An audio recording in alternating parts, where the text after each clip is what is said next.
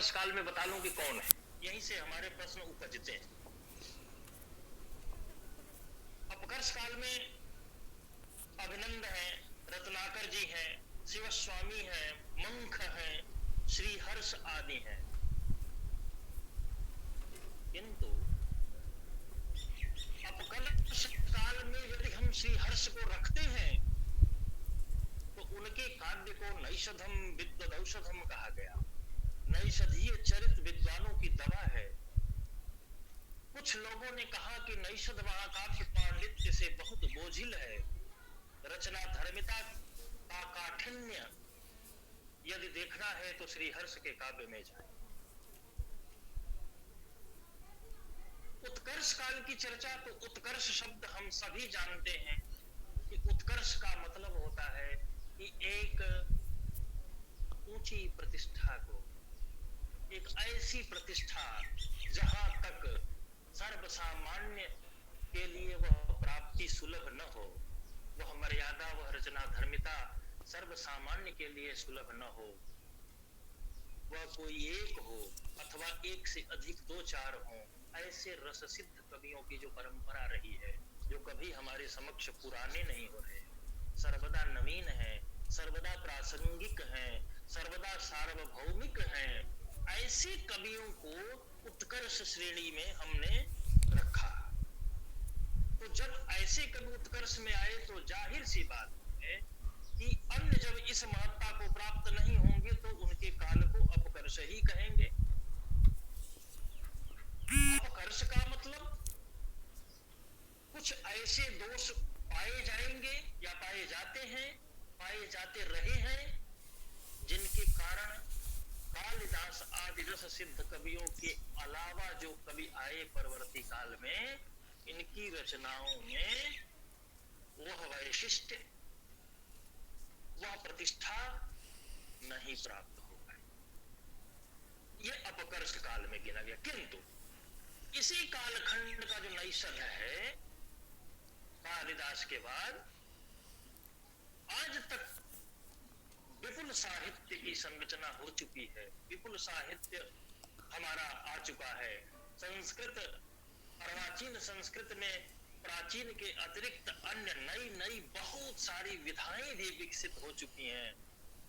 फिर भी क्या कारण है कि नैषध महाकाव्य की ऊंचाई को आज भी लांघने की क्षमता किसी रचनाकार और किसी काव्यकार, किसी निबंधकार की भाषा शैली में, किसी के कथ्य में, किसी के तथ्य में और किसी के वर्णन वैविध्य में नहीं प्राप्त हो पाया।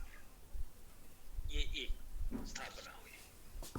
आगे बाद में भी अनेक ऐतिहासिक धार्मिक महाकाव्य लिखे गए, जैसे बिल्हण का विक्रमांक देव चरितम हुआ, वेदांत देशिक का यादवाभ्युदय हुआ, जैनों में भी संस्कृत महाकाव्य लिखे गए। बहुत बड़ी परंपरा।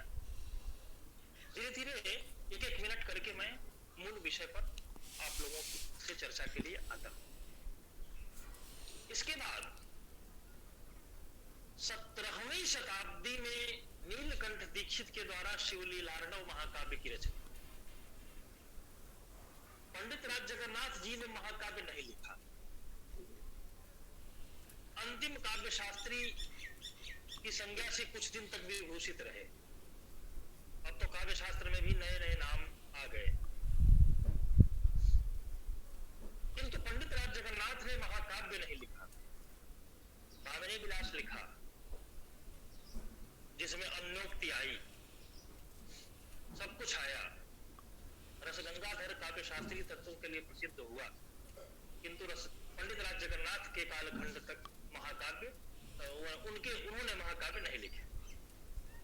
और भी जहां तक मेरी जानकारी है, जो मेरा अध्ययन है, उसके आधार पर मैं ये कह सकता हूं कि प्राय सभी शताब्दियों में संस्कृत के महाकाव्य लिखे गए।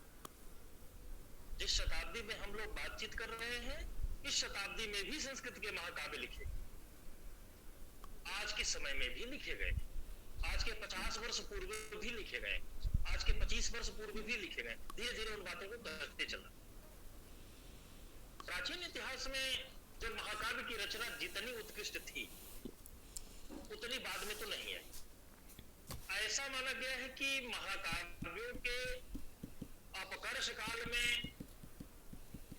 आलंकारिक प्रयोग के द्वारा चमत्कार उत्पन्न करने का प्रयास किया गया और उन्हीं को आधार माना गया।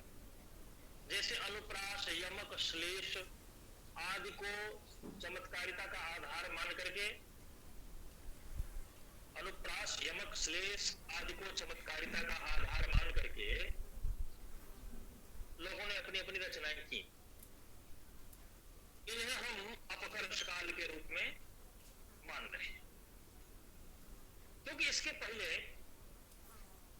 वामन का जो काव्य लक्षण था, काव्य शोभाया कर्तारो धर्मा गुणा तदतिशय हेतवस्त अलंकारा, काव्य की शोभा में कारण तो हो सकते हैं अलंकार, किंतु शोभा के सर्जक नहीं हो सकते। रस और गुण की महत्ता को कभी अलंकारों ने प्राप्त नहीं किया, यद्यपि रसाभिव्यक्ति में अलंकार कहीं कहीं सहायक माने भी गए। ऐसी लक्षण की समीक्षा के आधार पर जब विद्वानों ने विचार किया तो ये पाया कि अनुप्रास, यमक, श्लेष आदि को ही चमत्कारिता का आधार मान करके अर्वाचीन संस्कृत साहित्य को रचा गया, जो उतना उत्कृष्ट नहीं।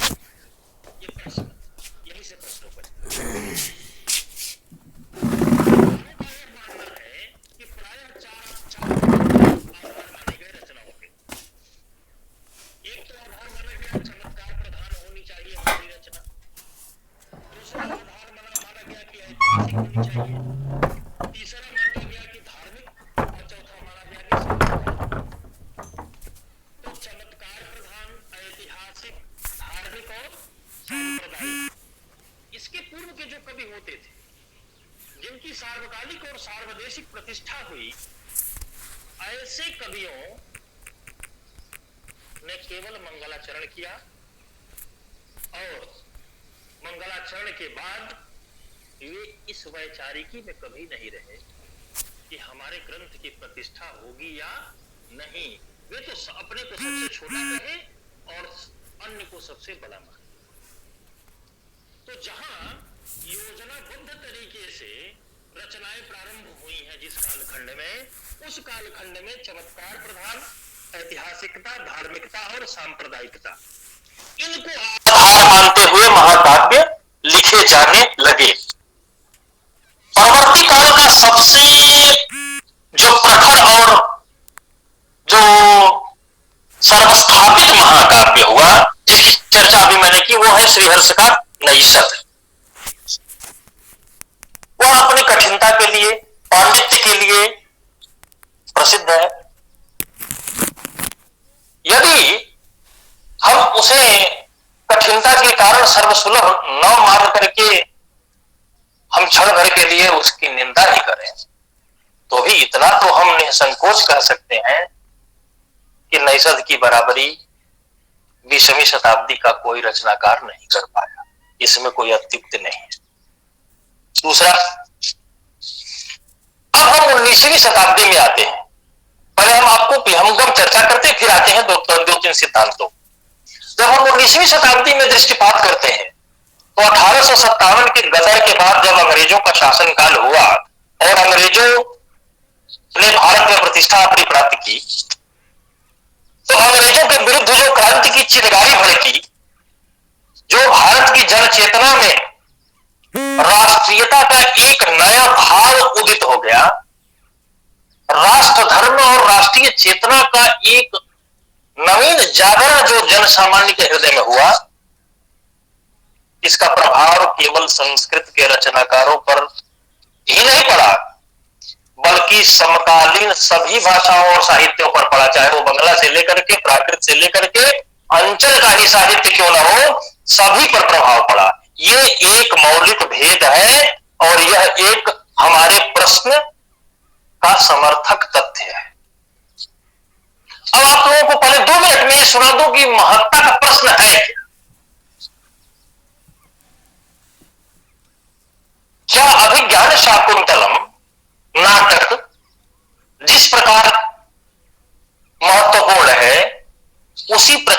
20वीं शताब्दी का लिखा गया कोई नाटक है? नहीं। क्या रघुवंश महाकाव्य जिस प्रकार महत्वपूर्ण है, उस प्रकार 20वीं शताब्दी का कोई महाकाव्य महत्वपूर्ण है? नहीं है। क्यों नहीं है, क्या कारण है, अभी आता हूं। बस ये संकेत कर दिया कि प्रश्न क्या है। वे पुरानी रचनाएं जिस तरह महत्ता प्राप्त कर चुकी हैं, क्या 20वीं शताब्दी की सभी रचनाएं महत्ता प्राप्त करेंगी या कर चुकी हैं? कहां है वे? ढूंढा जाए उनको, उन्हें लाया जाए, ये बात मुझे करनी है।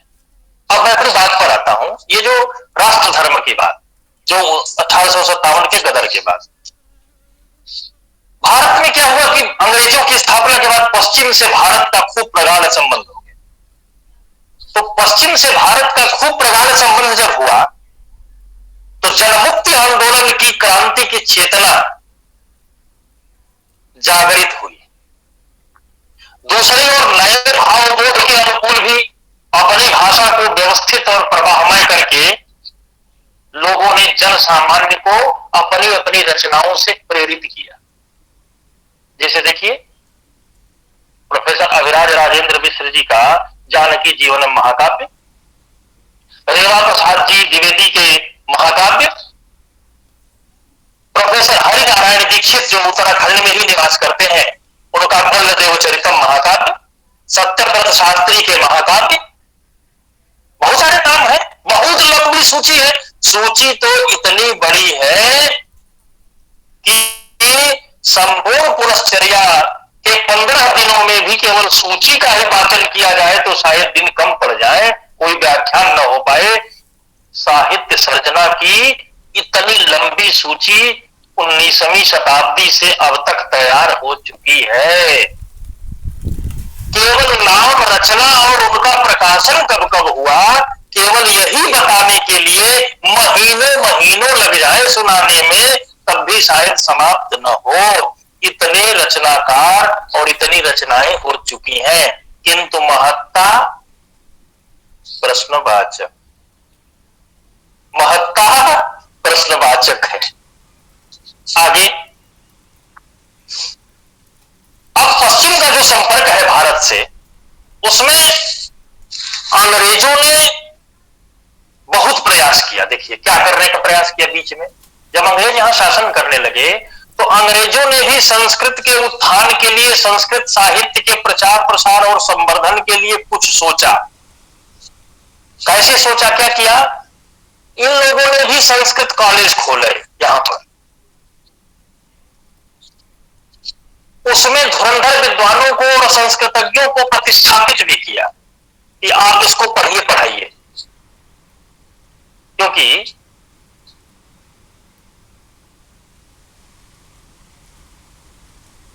एक अंग्रेज की डायरी की मैं चर्चा थोड़ी देर कर रहा हूं,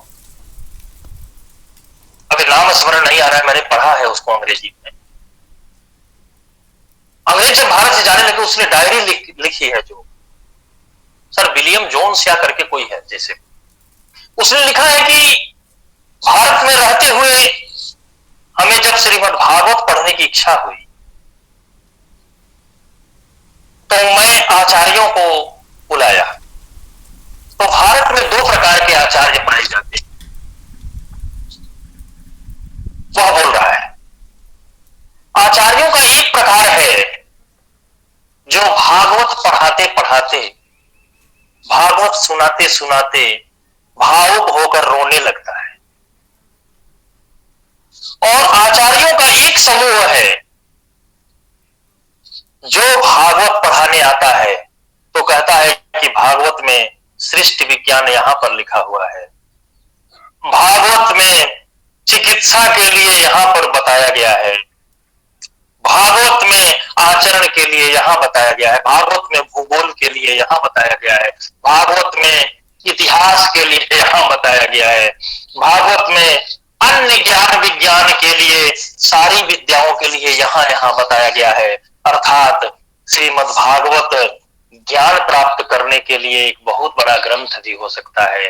तो भारत में 2 प्रकार के, इस प्रकार के 2 प्रकार के संस्कृतज्ञ और दो प्रकार की भावना वाले पंडित आचार्य पाए जाते हैं, ऐसा अंग्रेज अपनी डायरी में लिखता है। मुझे पूरी तरह से वो पृष्ठ और प्रसंग अभी याद नहीं आ रहा है, किंतु बहुत दिनों का पढ़ा हुआ है, इसलिए चर्चा में आया तो मैंने बताया। किंतु अंग्रेजों द्वारा किया गया कोई उपाय सफल क्यों नहीं हुआ? इसलिए कि यहां पर भारत में उस कालखंड में क्रांति की ज्वाला भड़क उठी थी। अंग्रेजों को भारत से भगाने के लिए जो भारतीय जनमानस के हृदय में एक क्रांति का भाव, जो ज्वाला जो धधक उठी थी, उसमें कुछ भी किसी को सूझ नहीं रहा था और अपनी परंपरा का व्यामोह भी था। सभी को, साहित्यकारों को लेखन के लिए एक नया क्षितिज भी प्राप्त हुआ। ये कारण है। देखिए, सर्वप्रथम 19वीं शताब्दी के पहले के जितने रचनाकार थे, उनमें राष्ट्र धर्म और राष्ट्र चेतना के जो नवीन भाव थे, उन नवीन भावों को रचनाओं में प्रेरित करने के लिए और डालने के लिए, तिरोहित करने के लिए कोई अवसर नहीं था। इस कालखंड के जितने रचनाकार हमारे हुए, इनमें प्रमुख रूप से राष्ट्र भावना का जो जागरण हुआ और उससे प्रेरित होकर के जो साहित्य ये लोग रचे, वो बहुत प्रशंसा का विषय है। कैसे है? आत्मसम्मान सबसे पहला उसमें गुण था कि उस कालखंड में 19वीं शताब्दी में आत्मसम्मान के प्रति एक जागरूकता आई। समाज में व्याप्त कुप्रथाओं के उन्मूलन के लिए भी साहित्य के स्तर पर बहुत सारे प्रयास हमारे कवियों और लेखकों ने किए। फिर जन सामान्य के मन में जो हमारे भारत राष्ट्र के शत्रु अंग्रेज थे, या जो भी रहे, जिनकी भी हमने दास्ता की, उनके प्रति, उन शत्रुओं के प्रति भारतीय जनमानस में घृणा का भाव उत्पन्न करने के लिए कवियों ने, लेखकों ने अपनी लेखनी उठाई और साहित्य सर्जना किया। ठीक इसके बाद देखिए, इसके पहले एक और संकट था हमारे देश में। एक तो मुद्रण कला का बहुत कम विकास था। मुद्रण जो है वह सीमा में होता था। इसी कारण सागर प्रेस बॉम्बे से लगाए जितने बड़े बड़े प्रतिष्ठित प्रेस हैं, उनकी प्रतियों में और गीता प्रेस की प्रतियों में कहीं कहीं पाठभेद और दुनिया भर के मतभेद और मतवाद पाए जाते। मुद्रा कला का विकास कम। अब मुद्रा कला का जैसे जैसे विकास हुआ, तमाम प्रकार के की छपाई के साधन आए, हमारे पास नए नए संसाधन आए, तो ऐसे बदलते हुए परिवेश के कारण जन सामान्य को आदर्श चरित्रों से अवगत कराना, राष्ट्रभक्ति के लिए जागृत करना, ये सब लेखकीय उद्देश्य बना। फिर इसी प्रकार इन लेखकीय उद्देश्यों में एक तरफ राष्ट्र भावना और दूसरी ओर अपनी परंपरा का व्यामोह।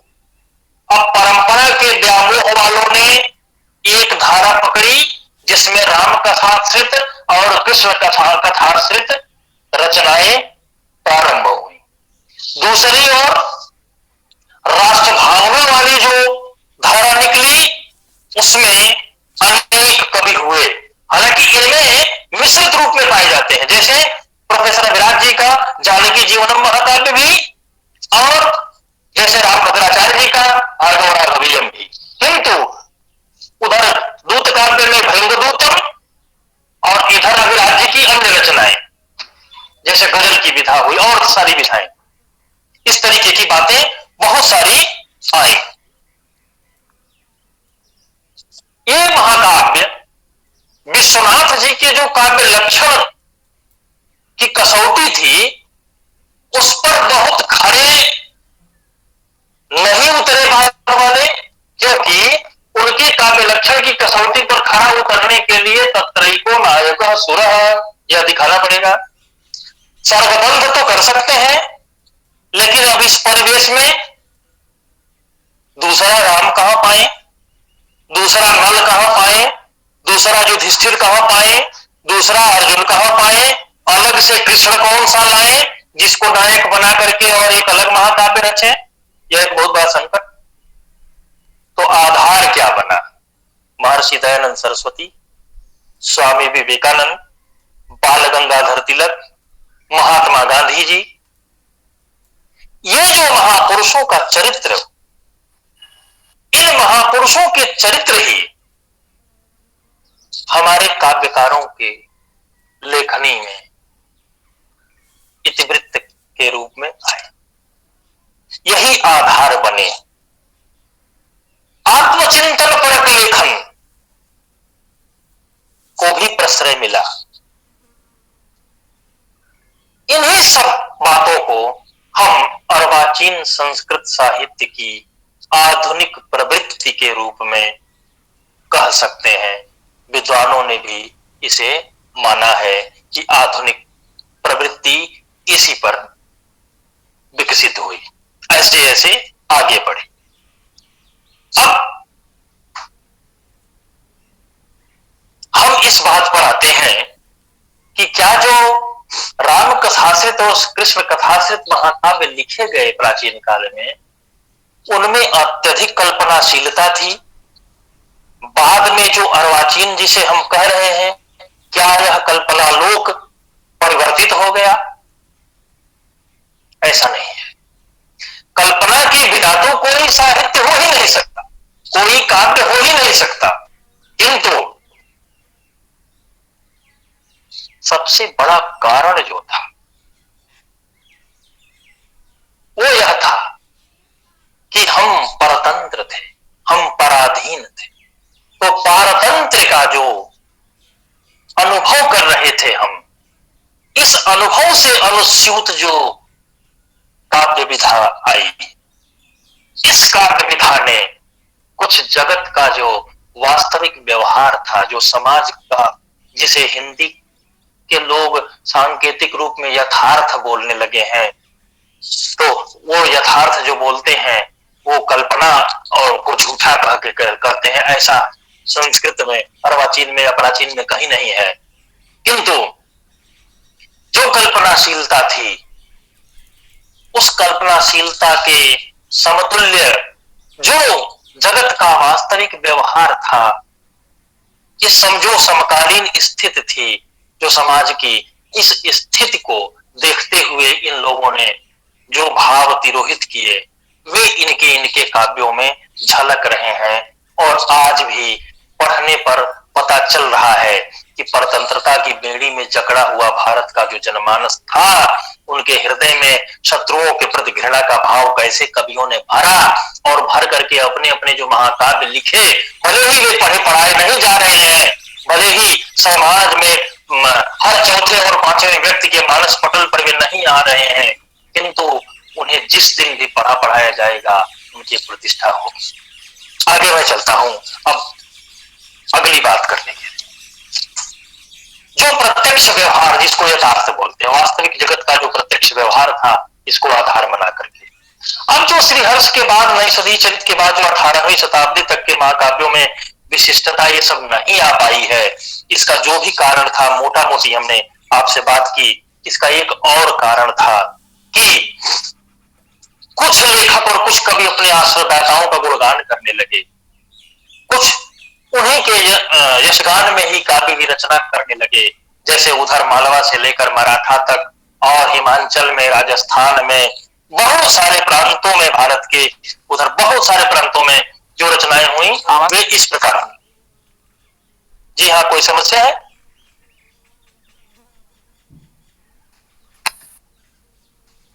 मेरी आवाज तो अच्छा सब ठीक है, सब ठीक है। ठीक है, जब समय हो जाएगा तो संकेत कर दीजिएगा। नहीं, अभी है समय। जी जी जी। अब 19वीं शताब्दी में गुणगान की परंपरा आई। कलंकित लोगों ने अवश्य किया कि संस्कृत राजाश्रय में पली थी, और संस्कृत के कवियों ने राजाश्रय में राजाओं का ही गुणगान किया, किंतु 19वीं शताब्दी भी गुणगान की परंपरा से अछूती नहीं रही। अंग्रेजों के गुणगान में भी काव्य लिखे गए हैं। इतना ही नहीं हुआ है, अंग्रेजों के गुणगान में भी काव्य लिखे गए। आगे चलकर आधुनिक संस्कृत साहित्य में कुछ स्तरीय कार्य हुए, जैसे राष्ट्रभक्त नेताओं, समाज के अगुआ, समाज के नेतृत्वकर्ताओं के उदात्त जीवन शैली को लेकर, उनके त्याग को, उनके सामाजिक सरोकार को, उनके पुरुषार्थ को उदाहरण मानकर अर्वाचीन संस्कृत साहित्य में जो महाकाव्यों का लेखन हुआ, जो प्रणयन हुआ, वह प्रशंसा का विषय आज भी है। किंतु महत्ता का प्रश्न क्या है, इस पर चर्चा आगे होगी। यह रेखा खींचना तो कतई कठिन है कि संस्कृत महाकाव्य, गीतिकाव्य, नाटक, दर्शन या नई विधा पत्र लेखन कोई भी हो, इनका प्राचीन युग कब समाप्त हुआ और कब से अर्वाचीन प्रारंभ हुआ, यह रेखा खींचना तो कठिन है। क्योंकि संस्कृत वाङ्मय में प्राचीन और अर्वाचीन जैसी कहीं ऐसी कोई कालखंड के रूप में विभाजक रेखा आज तक सामने नहीं आई। कुछ मंतव्य आए हैं, वे कौन से मंतव्य हैं, 1-2 मिनट की चर्चा इस पर भी कर लेते हैं। बहुत सारे मतभेद हैं। यद्यपि परंपरा को देखें तो हमें प्राचीन और अर्वाचीन कहने की स्वतंत्रता है। जैसे महाकवि कालिदास ने भी अपने से पूर्ववर्तियों को पुराण और अपने को अभिनव की बात कही। एक प्रोफेसर राधा वल्लभ त्रिपाठी जी का एक मत, जो राजस्थान के संस्कृत अकादमी जयपुर से नवोन्मेष में छपा था, उसका उल्लेख करूंगा कि उन्होंने कहा था कि विश्व और देश में बदलती राजनीतिक सामाजिक परिस्थितियों के बोध के साथ राष्ट्र के ऐकात्म्य के प्रति दृष्टि कम से कम एक व्यावर्तक तो है, जो काल और विषय वस्तु की दृष्टि से आधुनिक साहित्य का उपक्रम कराता है। यह बहुत महत्वपूर्ण पंक्ति, आधुनिक साहित्य शब्द जो ये कह रहे हैं कि इसका उपक्रम कराता है, वो काल और विषय वस्तु की दृष्टि से। तो काल क्या है? काल यह है कि संक्रमण काल है। काल यह था कि भारत गुलाम हो गया था। काल यह था कि भारत की जनता पराधीन हो गई थी। और विषय वस्तु क्या थी? विषय वस्तु यही थी कि अंग्रेजों से भारत को दासता से मुक्त कराने का जो पुरुषार्थ हो रहा था, जो नए नए उदात्त चरित्र आ रहे थे समक्ष, और जो शत्रु पराजय की जो भावना जो भारतीयों में आ रही थी, यह सब जो विषय वस्तु बनी, इसे हम आधुनिक काल के रूप में जान सकते हैं, कह सकते हैं। इसी प्रकार प्रोफेसर वर्णेकर ने मराठी ग्रंथ में अर्वाचीन संस्कृत साहित्य में अर्वाचीन काल का आरंभ 17वीं शताब्दी से माना है। काशी के आचार्य बलदेव उपाध्याय जी, जिन्हें सभी जानते हैं उनको, कोई ऐसा है ही नहीं जिसने ना इस बात से वर्णेकर जी को एक पत्र लिखा कि भैया 17वीं शताब्दी को हम आधुनिक का अर्वाचीन का कालखंड मानने में असहमत हैं। क्या लिखा था पत्र में? वो पत्र व्यक्तिगत था। इन्होंने लिखा था कि मेरे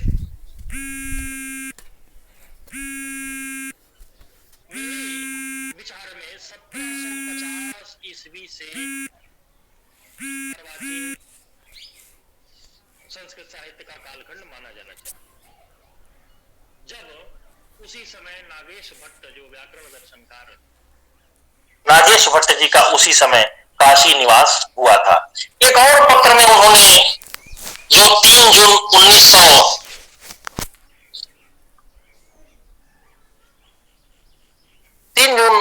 3 जून का ही है, जिसमें 1850 ईस्वी से 1990 ईस्वी तक की बात उन्होंने की है। 3 जून 1991 का पत्र है, आचार्य बलदेव उपाध्याय ने लिखा है और ऐसा सुझाव दिया है कि अर्वाचीन संस्कृत साहित्य के कालखंड को 1850 ईस्वी से प्रारंभ करके 1990 तक माना जाना चाहिए, ऐसी संभावना व्यक्त की है। और वर्णेकर जी के पत्र में असहमत जताते समय ऐसा कहा था कि 1750 से भी प्रारंभ माना जा सकता है। इन मतवादों में हम नहीं जाते, ये सब हमारे विद्वान मनीषियों के विचार हैं।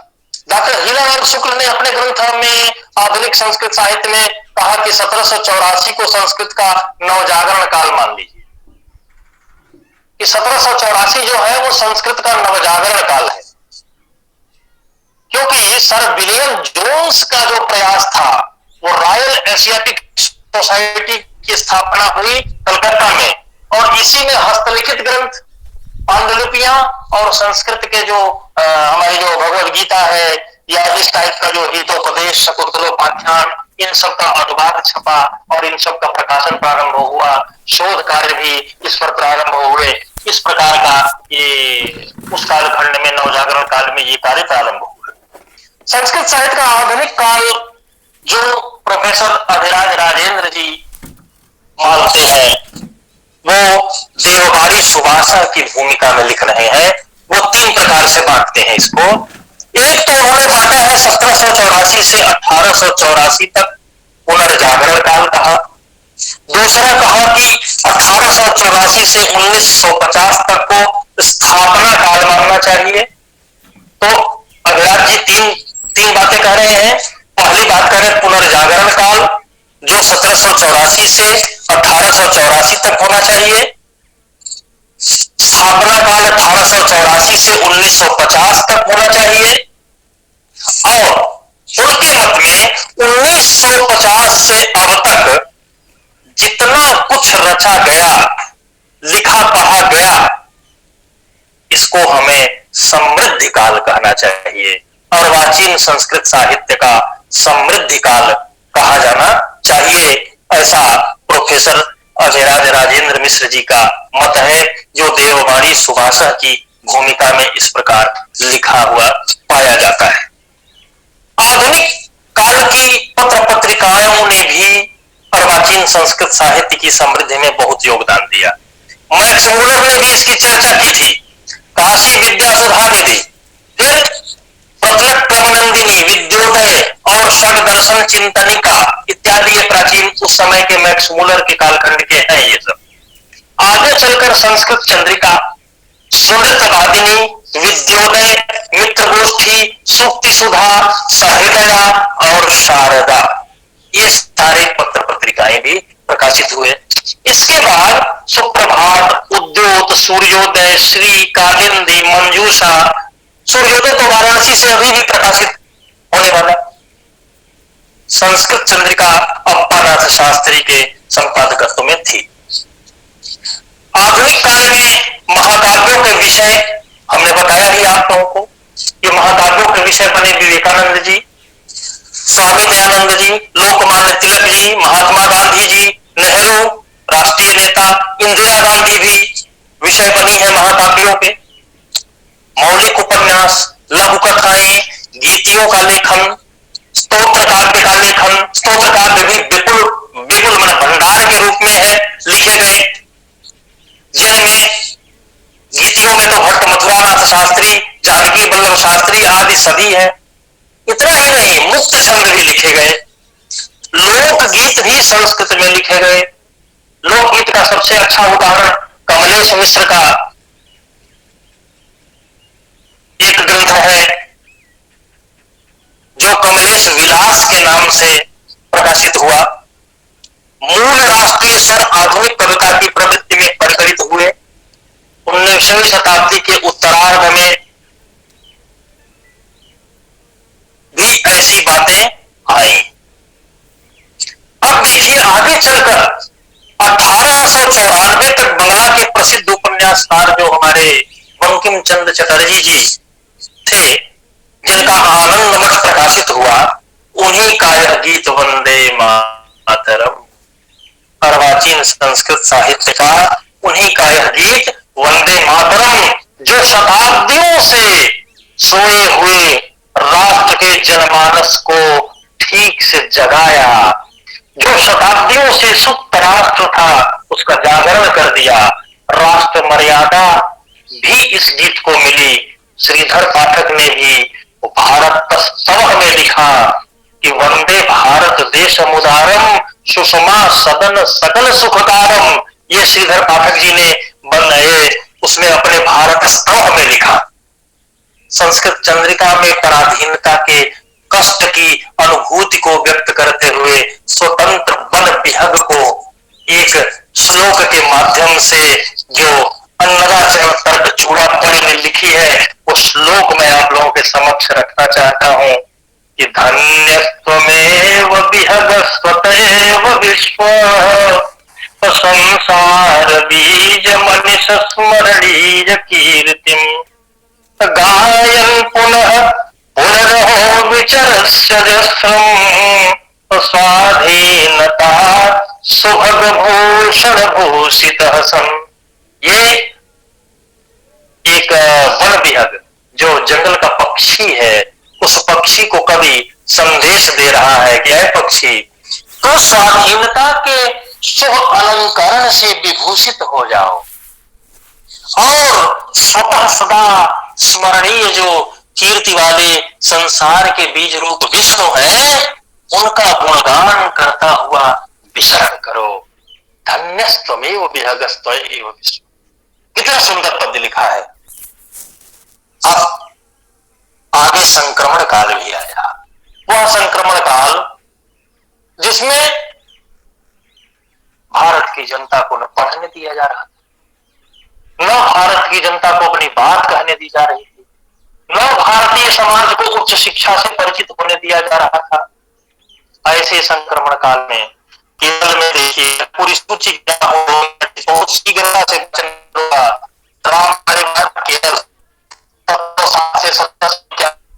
राघवियम 20 सर्गों का लिखा गया, जो त्रिवेंद्रम से संस्कृत सीरीज से प्रकाशित हुआ। जगत जीवन भट्ट राजस्थान 1740 ईस्वी में मारवाड़ के महाराजा अजित सिंह के चरित्र पर 32 सर्गों का महाकाव्य लिखा गया। विश्वेश्वर पांडे उत्तर प्रदेश से थे, जो 1708 से 1788 ये अल्मोड़ा के जो पाटिया गांव के निवासी थे। विश्वेश्वर पांडे जी, इन्होंने ये गद्य भी लिखा, काव्य शास्त्र पर भी काम किया और लक्ष्मी विलास काव्य, आर्या सप्तशती मुक्तक, मंदार मंजरी गद्य काव्य और अलंकार कौस्तुभ काव्य शास्त्र का एक ग्रंथ, इन तीनों की रचनाएं विश्वेश्वर पांडे ने की थी। आगे सुब्रमण्यम का नाम आता है, जो केरल से थी।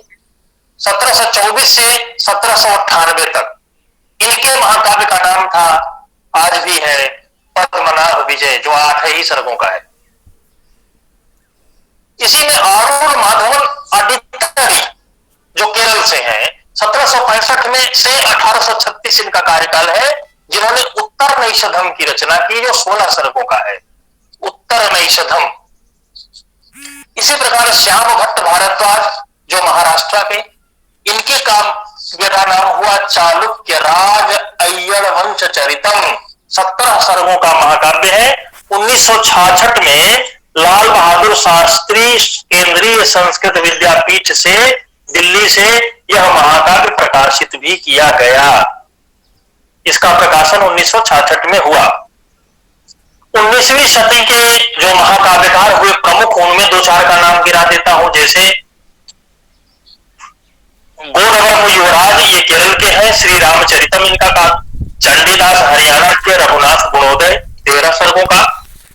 परमेश्वरम उत्तम रामवर्म महाराज चरित 8 सर्ग का महाकाव्य। सीताराम भट्ट परवड़ीकर, सवाई राजा जयसिंह के जो राजस्थानी, इनका 3 महाकाव्य इनके। एक नृप विलास 16 सर्गों का, नल विलास 32 सर्गों का, राघव चरितम 19 सर्गों का है।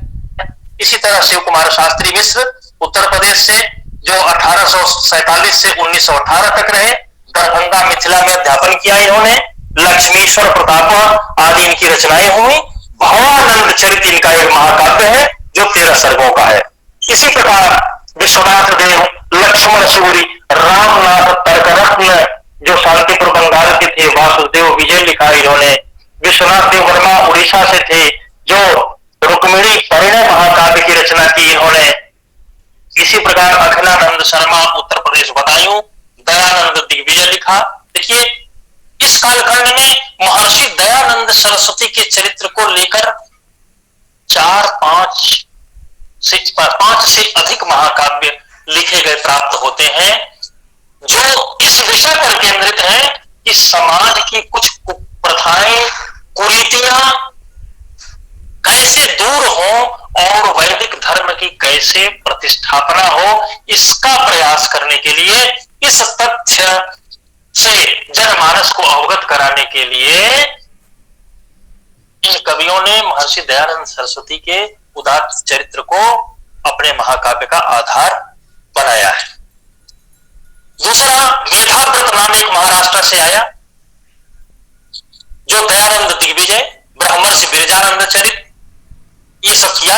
ये सब आर्य समाज के मतों की स्थापना के लिए। फिर बद्रीनाथ झा जो 1893 से 1974 में बिहार मधुबनी के रहने वाले थे, श्री राधा परिणय लिखा इन्होंने, 20 सर्गों का महाकाव्य। मैथिली का एकावली परिणय भी लिखा इन्होंने। इसके बाद सुप्रसिद्ध एक पंडित जो महिला कवयित्री हैं, इनका नाम मैं लेने जा रहा हूं। संस्कृत हिंदी साहित्य के लोग दूरवाणी पर, रेडियो पर, आकाशवाणी पर, जगह जगह डिबेट में इस बात को लाया करते हैं, पत्रकारिता में भी इस बात की चर्चा होती है कि संस्कृत साहित्य में स्त्रियों को मना किया गया था, संस्कृत साहित्य स्त्रियों से दूर था, इसीलिए संस्कृत की कवयित्रियां नहीं, संस्कृत में कोई ऐसा दिखाई नहीं देता, महिलाएं नहीं पाई जाती रचनाकार के रूप में, बात ऐसी। किंतु अज्ञानता बस ऐसा लोग कहते हैं। सबको पता होना चाहिए कि जितनी लंबी सूची संस्कृत साहित्य के महाकाव्य विधा से लेकर और अंतिम विधा तक जो आज प्रचलित है, इतनी बड़ी विधाओं में, इतनी अनेक विधाओं के बीच में पुरुषों से कम महिलाओं की सूची नहीं है। खोज कर निकालने की आवश्यकता है। इस भारत देश में पुरुषों से कम कहीं महिलाओं की सूची नहीं है। हो सकता है इस विषय पर व्याख्यान हुआ हो, किसी ने अवश्य किया होगा। महिला नाट्यकार भी हैं, संस्कृत में महिला गीतकार भी है, महिला का महाकाव्यकार भी है। उनमें से सर्वप्रतिष्ठित और अत्यंत आदरणीय व्यक्तित्व का मैं आदर पूर्वक नाम लेने जा रहा हूं, जो महाराष्ट्र की थी, जिनका नाम पंडिता क्षमा राव है। पंडिता क्षमा राव, एक क्षमा राव जी बहुत दिनों तक नहीं, फिर एकाएक ये संस्कृत में आई और ये 1890 से लेकर 1954 तक इन्होंने बहुत कुछ किया। इनकी रचनाओं का नाम मैं आपको संक्षेप में सुना रहा हूं। इनका तो वर्णन करना ही कठिन है। पंडिता क्षमा राव पर ही कम से कम 7-8 दिनों का व्याख्यान अलग से हो, तब इस कवयित्री की प्रशस्ति गाई जा सकती है, जितना संस्कृत में इन्होंने काम किया है। सर्वश्री तुकारामचरितम, ये महाराष्ट्र के 3 संतों को आधार बनाकर 3 संतों के चरित्र को उद्धृत करके इन्होंने महाकाव्य की काव्य रचना की है। कौन कौन सी? संत तुकारामचरितम, दूसरा ये 9 सर्गों का है। दूसरा है श्री रामदास चरितम, 13 सर्गों का। तीसरा है श्री ज्ञानेश्वर चरितम, 18 सर्गों का। ये महाराष्ट्र के 3 महान संतों पर काव्य हैं इनके। इन काव्यों में क्या लिखा गया? नैतिकता लिखी गई विषय के रूप में, जिसको आज हम मानव मूल्य कह रहे हैं। पवित्रता लिखी गई विषय के रूप में, जिसको आज हम मानव मूल्य कह रहे हैं। मानव प्रेम लिखा गया विषय के रूप में। त्याग, करुणा, संवेदना, सहृदयता, ये सब लिखा गया विषय के रूप में, जिन्हें आज हम मानव मूल्य कहने जा रहे हैं और कह रहे हैं, जिन्हें हम पढ़ने पढ़ाने की भी बात कर रहे हैं। इसके अतिरिक्त इनकी एक रचना है सत्याग्रह गीता, जो गांधी जी के संबंध में है। सत्याग्रह गीता। दूसरा है शंकर जीवनाख्यम। सत्याग्रह गीता में पंडिता क्षमाराव जी ने गांधी जी के चरित्र का वर्णन किया है। उसके नायक गांधी जी हैं। सत्याग्रह को क्षमा जी के शब्दों में क्या कहा गया है, ये देखिए। आज मैं महत्ता का प्रश्न कर रहा हूं, आखिर ये बातें क्यों समाज में महत्वपूर्ण नहीं मानी जा रही है? इनकी महत्वपूर्णता की स्थापना में कौन प्रयास करेगा? क्या इन्होंने कौन सी कमतर बात कह दी? क्या इनकी बातों को दोयम माना जाएगा? नहीं, ऐसा नहीं है। इनकी बातें उतना ही प्रशस्त है जितना हमारे प्राचीनोपदेश है। इनकी महत्ता पर प्रश्नवाचक क्यों लगा हुआ है, इसका कारण क्या है? मैं आयोजन मंडल से 5 मिनट के लिए और अधिक समय चाहूंगा जो मैं बात करूंगा, फिर आप लोग हमें थोड़ा संकेत कर दीजिएगा बाद में। हाँ, 5 मिनट आप कर लीजिए। जैसे ये सत्याग्रह क्या है? देखिए, ये पंडिता क्षमाराव जी ने सत्याग्रह गीता में सत्याग्रह की परिभाषा क्या लिखी है? वो कह रही है, उनकी मान्यता में उनका पारिवारिक संस्कार ऐसा है कि वो कह रही है कि दुनिया में सबसे बड़ा बल सत्याग्रह का बल है, इससे बड़ा बल कोई बल हो ही नहीं सकता। उसका श्लोक क्या है ये देखिए, दुर्बलानुगण्यन्ते शांति मार्गावलंबिनः परम सत्याग्रहाद विधि नास्ति तीव्रतरम बलम। पंडिता क्षमा जी कह रही है कि दुर्बलानुगण्यन्ते शांति मार्गावलंबिनः। अरे भाई, शांति मार्ग के पुजारी तो दुर्बल कहे ही जाते हैं, लोग उन्हें दुर्बल कह देते हैं, किंतु इसके बाद जो सत्याग्रह करने वाला व्यक्ति होता है वो तीव्रतरम बलम, उसी का बल सबसे तीव्रतर बल होता है और सत्य का ही बल सबसे बड़ा बल होता है। इस बल की स्थापना इन्होंने सत्याग्रह गीता के इस स्वरचित श्लोक में की है। शंकर जीवन में 13 उल्लास है इनके, और इनके पिता का नाम शंकर पांडुरंग था।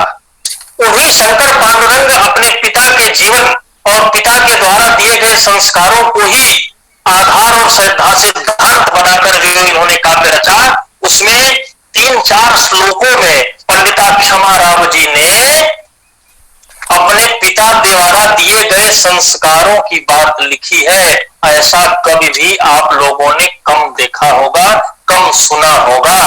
आज आपको मैं आपके समक्ष ये बात रख रहा हूं कि रचना करते समय उन्होंने ये वर्णन किया है कि ऐसा मेरे पिता ने बताया था कि ऐसा करना चाहिए। कैसा करना चाहिए? देखिए, उनके पिता ने कहा था कि हे क्षमे, ऐ बेटी, यदि तुम्हें कोई सौजन्य से कहीं भोजन करा दे तो तुम उसे उस भोजन के बदले 2 गुना दे देना। देखिए कितना बड़ा मूल्य है यह, कितना बड़ा शास्त्र है इस काव्य में। यदि त्वाम सज्जनः कोपि सौजन्यात् भोजये क्षमे तदास्मै द्विगुणं दद्याः काले प्रत्युपकारिणी। उसी समय उसका प्रत्युपकार कर देना चाहिए। आगे, नृपोऽपि चेन्महौदार्यात् प्रयच्छेत् पारितोषिकम् नैव तत्प्रतिगृह्णीयाः तदनहिंसि चेच्छमे। अब देखिए, आज जो सस्ती लोकप्रियता के कारण लोग अपने को फूले नहीं समाते, अपनी रचना धर्मिता को केवल पुरस्कार पाने का साधन मानते हैं, ऐसे लोगों पर कितना बड़ा हथौड़ा चलाया है, कितनी बड़ी पिटाई इस महाकवि महाकवयित्री ने की है। वो कह रहे हैं कि हमारे पिताजी कहते थे कि राजा यदि प्रसन्न होकर तुम्हें कोई पारितोषिक दे दे तो उसे तब तक मत ग्रहण करना जब तक अपनी पात्रता परीक्षण न कर लेना। तुम जब उसके पात्र होना तभी उसे ग्रहण करना, नहीं तो उसे ठुकरा देना, लेने से मना कर देना।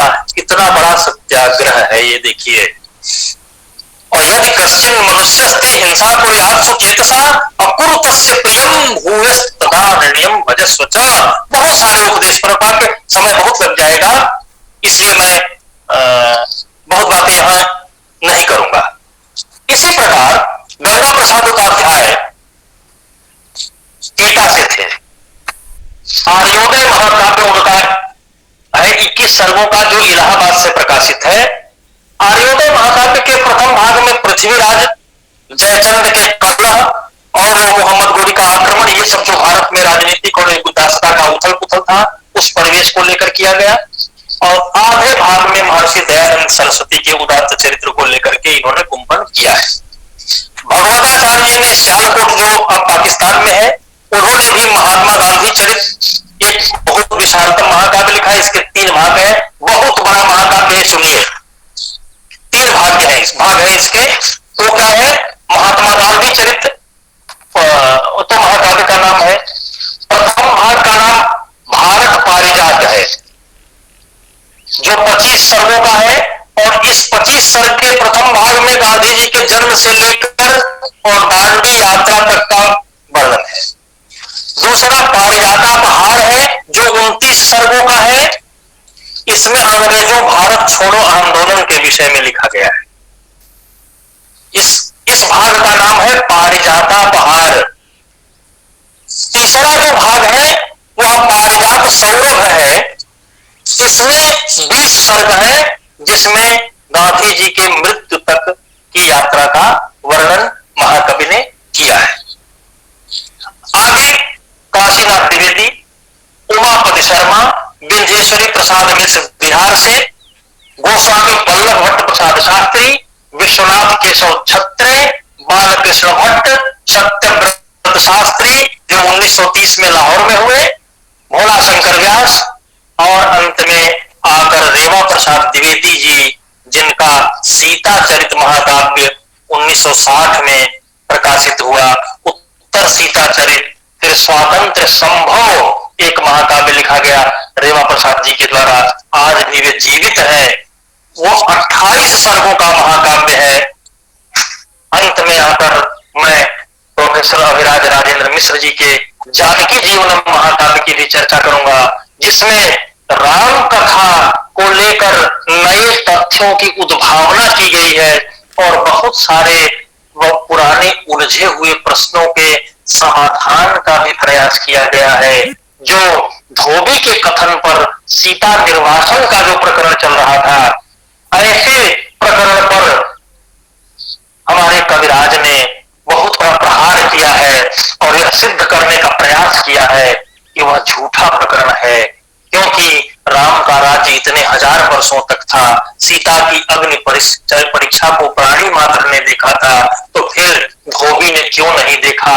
आदि आदि बातें कहकर प्रोफेसर अभिराज जी ने इस प्रकार की बातें की है और जानकी जीवनम महाकाव्य उनका महत्वपूर्ण काव्य है। किंतु रेवा प्रसाद द्विवेदी जी ने तो गीत काव्यों में देखिए, हमारे जितने जेवर हैं, आज जो ये महिलाएं लहंगा पहनती है, लहंगा, संस्कृत प्राचीन साहित्य में कहीं भी महाकाव्यों में लहंगा शब्द प्रयुक्त नहीं हुआ है, लेकिन लहंगा को भी संस्कृत शब्द के रूप में प्रयोग में ले आने वाले प्रोफेसर रेवा प्रसाद द्विवेदी, आचार्य प्रवर रेवा प्रसाद द्विवेदी जी हैं, जिनका कहिए तो मैं एक उदाहरण सुना दूं कि इस प्रकार का कहां कहां प्रयोग वो करते हैं। एक उदाहरण मैं उनके गीत से सुना रहा हूं, जो उन्होंने आंचलिक गीतों पर काम किया है। लोकल, जिसको कहते हैं लोकल कलर, और लोकल कलर में क्या लिखते हैं रेवा प्रसाद जी, जो आधुनिक हमारा अर्वाचीन संस्कृत साहित्य है, फिर भी महत्वपूर्ण नहीं कहेंगे? क्यों नहीं कहेंगे? क्यों कहेंगे? अभी आता हूं, पहले इनके पद्य को सुनाता हूं। एक छंद सुनिए इनका। नारी नाम वसना निज लहंगा, ये रेवा प्रसाद जी लिखते हैं। नारी नाम वसना निजत्र लहंगा, चोली ससाटी शिरो, चोली भी लिखते हैं शब्द में। नारी नाम वसना निजत्र लहंगा, चोली ससाटी शिरो, घूषायई ननु रेखड़ी गुण शतई कैसे सुसन्नद्धता अयासां वै कपि कोदकेन विपुला भोगेन संशोभितम् अभव्यं तंत्रति सार्थकीकृत विधौ मध्य प्रदेश श्रुतौ। ये कितना लोकल कलर जिसको बोलते हैं, जो प्रचलित शब्द, जो व्यवहार के शब्द हैं, उनको संस्कृत काव्य में कैसे पिरोया जाए, ऐसा नट बोल्ट जानने वाला कवि भी हमारे समक्ष आज भारत में जीवित है और उनकी रचनाएं हमारे समक्ष प्रकाशित रूप में प्राप्त हुई है। समय अधिक तो नहीं मैंने ले लिया? हाँ, समय समाप्त हो गया है, लेकिन निष्कर्ष आप यहीं पर अगर जी जी जी तो ये देखिए गजल। अब प्रोफेसर विराज राजेंद्र जी ने जो गांव में, देहात में, जो हमारे उत्सवों में, पर्वों में जो गीत गाती हैं महिलाएं, अपनी गांव की भाषा में जो गाती हैं, उन्हें भी कैसे काव्य का रूप दिया है। हास्य में, व्यंग्य में गजल की विधा कैसे विकसित की। इतना उत्कृष्ट कार्य हुआ है, जिसको आज हमारा दुर्भाग्य है कि हम न पढ़ रहे हैं न पढ़ा रहे हैं। यही महत्ता का प्रश्न है। क्या है, कैसे है? देखिए, महत्ता का प्रश्न आता है सहृदयता की हीनता से। समाज में जब संवेदना का अभाव होता है तो काव्य मर्म के जानने वालों का भी उतना ही अभाव हो जाता है। प्राचीन, आज के 25 से 30 वर्ष पूर्व भी गांव का एक छोटा सा मजदूर भी अपने कार्य को प्रारंभ करने के लिए देवता के गीत गाता था। लोग गाना बैठकर पसंद करते थे और गाना सुनने में रुचि रखते थे। संगीत लोगों का क्लेश दूर कर रहा था। अब संगीत मनोरंजन भी नहीं कर पा रहा है। ये क्या है? ये संवेदना शून्य होती गई और तकनीकी युग हावी होता गया। तो एक तरफ समाज से संवेदना का कम हो जाना, एकल परिवारों की स्थापना होना, त्याग तपस्या का कम होना, मानवीय मूल्यों का क्षरण हो जाना, उसके पश्चात जो अनाचार, कदाचार और दुराचार की समाज में वृद्धि होना आदि इत्यादि के कारण हमारा जो अर्वाचीन संस्कृत साहित्य है, यह आम जनमानस के समक्ष नहीं आ पा रहा है। एक कारण और है, मनुष्य ने वैज्ञानिक बनकर मनुष्य की समस्या को कम करने के लिए यंत्रों का निर्माण किया और यह सोचकर किया कि जब हम मशीन बनाएंगे तो जिस कार्य को 25 लोग 1 घंटे में करते हैं, उसी कार्य को 25 लोग न लगे तब भी 1 घंटे से कम समय में मशीन के द्वारा करके और 25,000 लोगों को लाभ पहुंचाया जा सकता है। तो समय की बचत के लिए मशीन बनाया, उसमें मनुष्य की वैकल्पिक बुद्धि का आधान कर दिया। फिर भी आज आपको कोई गुणवत्तापूर्ण कार्य करना हो तो आप ही कहेंगे कि क्या करें, हमारे पास 2 आदमी नहीं है ठीक से कि हम ये काम करा पाए। तो आदमी बचाने के लिए मशीन बची और किसी को काम करने के लिए आदमी आज भी नहीं मिल रहे हैं, और समय की बचत करने के लिए मशीन बनी, फिर भी किसी को काम करने के लिए आज समय भी नहीं मिल रहा है। कितना विरोधाभास है देखिए यह कार्य। उसके बाद जो समाज में आत्मकेंद्रण विकसित हुआ मशीनी युग के कारण कि कोई भी व्यक्ति, पड़ोसी आता है 2 महीने बाद और अखबार का एक छूटा हुआ पन्ना मांग करके ले जाता है कि आपके घर मेरा अखबार का एक पन्ना छूट गया था। ये आत्मकेंद्रण जो विकसित हुआ हमारे भारतीय समाज में, यह बहुत कुठाराघात किया। तो हम जो कहना चाहते हैं आपसे कि अर्वाचीन संस्कृत साहित्य की महत्ता का जो प्रश्न है, वो प्रश्न यह है कि एक तो यह है कि स्तरीय कार्य न किए जाना, और दूसरा यह भी है कि स्तरीय कार्य होने पर भी, स्तरीय रचनाएं होने पर भी जो रचनाएं समाज का सुधार कर सकती हैं, समाज को संस्कारित कर सकती हैं, समाज को जागृत कर सकती हैं, समाज को सत्योन्मुख और आचारोन्मुख बना सकती है, ऐसी रचनाओं को पढ़ा पढ़ाया जाना चाहिए और मानव मूल्य को जीना चाहिए। केवल तकनीकी युग के भरोसे भारत का समाज चलेगा और भारतीय समाज में शांति की स्थापना होगी, ऐसा भरोसा मशीनों पर नहीं करना चाहिए, बल्कि हमारे अर्वाचीन संस्कृत साहित्य के कवियों, लेखकों, पत्रकारों और महानुभावों पर करना चाहिए। इन्हीं शब्दों के साथ मैं अपनी वाणी को विराम देता हूं। जो त्रुटियां हैं वो सब मेरी हैं। यदि आपने हमारे वक्तव्य को ग्रहण किया होगा तो वो आपकी अच्छाई है। मैं इतना पढ़ा लिखा आदमी नहीं हूँ, आप लोगों की सेवा में आया था और प्रोफेसर जया तिवारी मैडम ने हमको सेवा का अवसर दिया, इसके लिए उनको बहुत बहुत साधुवाद देता हूँ और समस्त आयोजक मंडल को प्रणाम करते हुए प्रतिभागियों को भी साधुवाद देता हूँ। सभी को साधुवाद, धन्यवाद।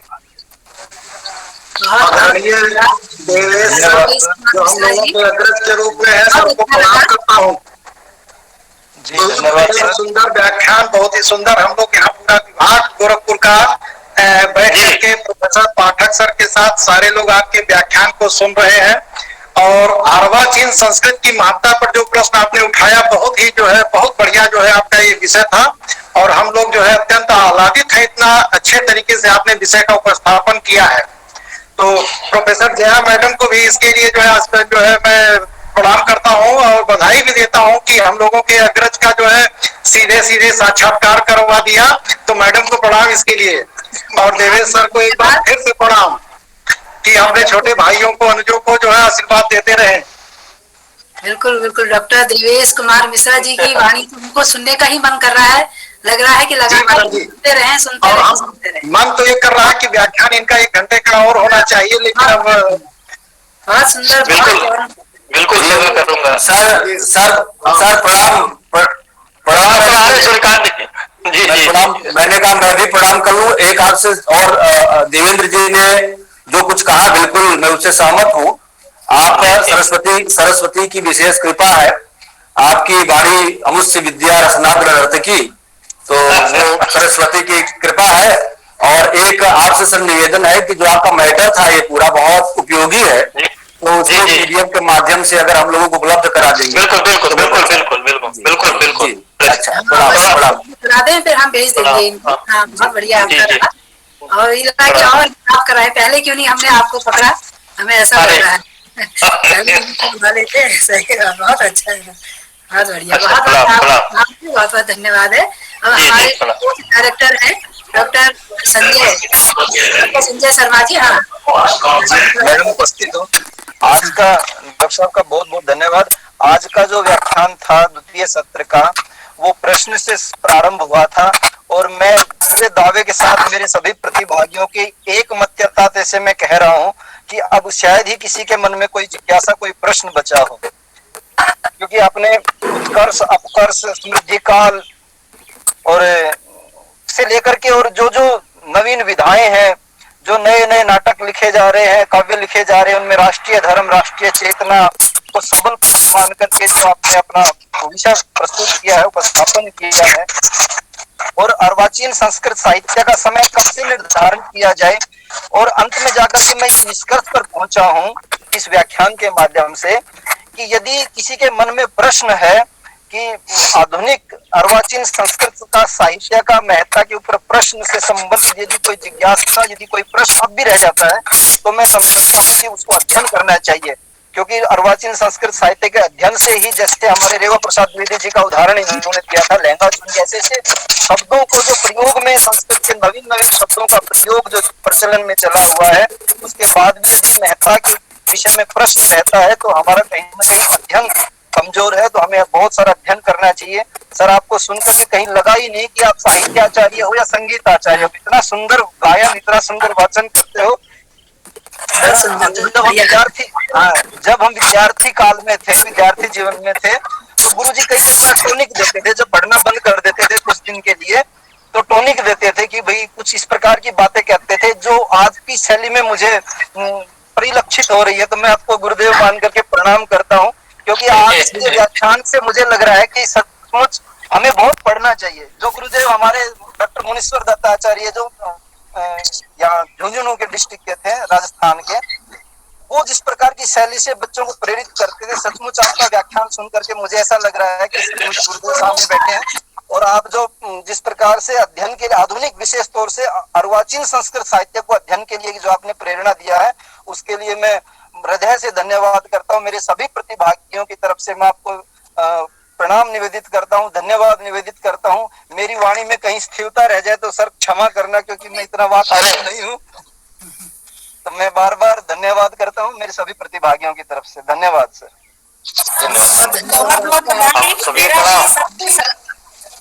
मेरा भी अरे प्रणाम प्रणाम प्रणाम मेरे विभाग कुछ कहा है प्रणाम। आपके साथ हूँ। हाँ, मैं प्रणाम कर रही हूँ सब बारे। अरे बिल्कुल प्रणाम।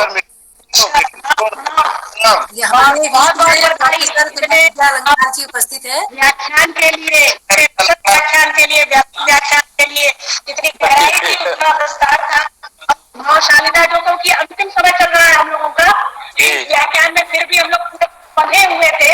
ये आपकी गुणवत्ता है और आपके व्यक्तित्व का है, तो अरे हमारे बहुत बहुत बधाई। अरे हमारे आचार्य जी विनय विद्यालंकार जी को नमस्कार। नमस्कार, मैं आपको बधाई दे रहा हूँ कि आप हमें छोड़ गए, दिल्ली चले गए हैं। बहुत बहुत शुभकामनाएं, आपको बधाइयाँ। अरे अरे देवता आज आपके दर्शन हो गए, बहुत बड़ी बात है। अभी पता लगा कि आप इग्नू में शोभित कर रहे हैं, बहुत बहुत बधाई। जी वही इग्नू के ही कक्ष से बोल रहा हूँ। आइए हनुमानी, स्वागत है आपका। जी जी जी, अरे प्रणाम प्रणाम प्रणाम। अच्छा, सबको प्रणाम, सभी को।